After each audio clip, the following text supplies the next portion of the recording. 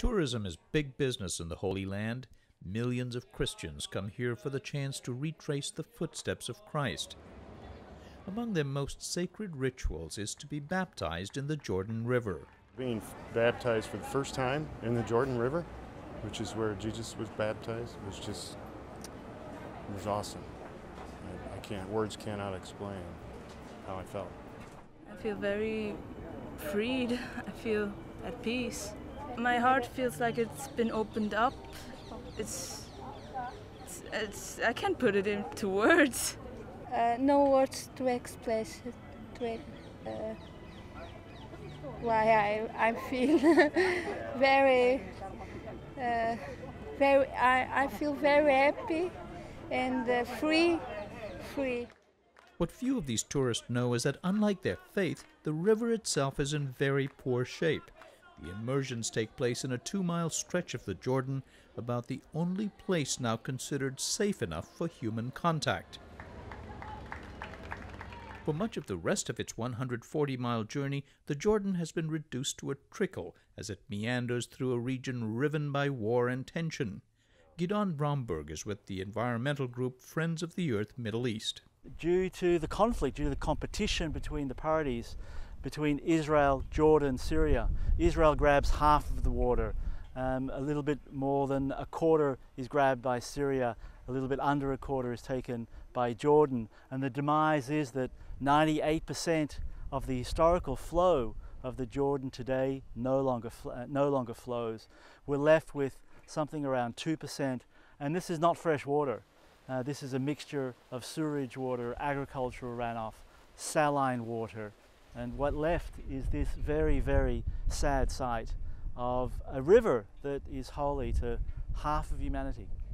And one that no longer flows into another fabled body of water. The Dead Sea is dropping by 3 feet every year. That's from my hip down. Only the ruins are left of a hotel veranda from which tourists used to stick their toes into the Dead Sea. Today, the shoreline has receded more than half a mile away. From their respective sides, Jordan and Israel further drain the Dead Sea as they mine it for potash, a valuable fertilizer. At the moment, our governments are trying to do absolutely everything. We're trying to maximize agriculture, we're trying to maximize mineral extraction, and we're trying to attract as many tourists as we can. Well, the three do not always correspond, do not neatly benefit each other.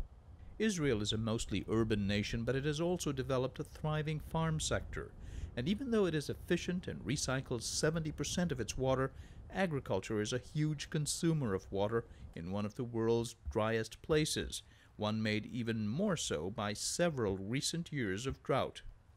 Nowhere is that more apparent than in Lake Kinneret, the biblical Sea of Galilee, says environmentalist Bromberg. I should be completely underwater. The Sea of Galilee behind us here should be 5 meters higher in depth. Even though it's much lower, the lake remains a major source of fresh water for Israel and also to preserve a pristine stretch of the lower River Jordan for the Christian pilgrims. In order to keep just a small stretch of some 3 kilometers of the Jordan healthy, because of baptism that takes place here and because of needs of agriculture, the Water Authority has built a dam wall here and is pumping water from the mouth of the river just for a few kilometers. Already lost in the river. Near the baptismal site, Bromberg's group recently organized what it called a big jump, with Israeli, Jordanian, and Palestinian mayors and other officials hoping to draw attention to the stresses on the historic river, a cause that they say transcends regional boundaries, even if those boundaries are at the heart of so much conflict. We know the Jordan River means a lot, not only for the region, it is for the whole world, for the humanity. The Jordan is very important for the 3 religions. We know what does it mean for the Christianity, the baptism site, and it's a dream of every Christian to be baptized in a healthy water, not in a polluted water like it is nowadays. 1, 2, 3.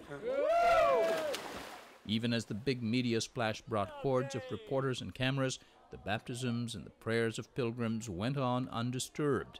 Pastor Daniel Santos, who organizes regular trips for members of his church outside London, had not heard about the river's problems and since this part is not affected, he was unconcerned. We're not much in it, and now because we came here for a spiritual purpose. So it doesn't particularly bother you? Yeah, because we also don't take much time here. That comes as a relief to tourist operators here, worried that the publicity might drive away business. They point out that Israeli authorities regularly test the water to ensure it's healthy. Gidon Bromberg says the publicity has led to the construction of sewage treatment plants in Israel and Jordan, and greater awareness of the Jordan in parts of the river away from the tourist sites. We need to be striking a balance, a fair balance of sharing water amongst people, Israelis, Palestinians, Jordanians, and a fairer balance of sharing waters between people and nature. And we're going in that direction, but we've still got a long way to go. For Religion and Ethics Newsweekly, this is Sam Lazaro.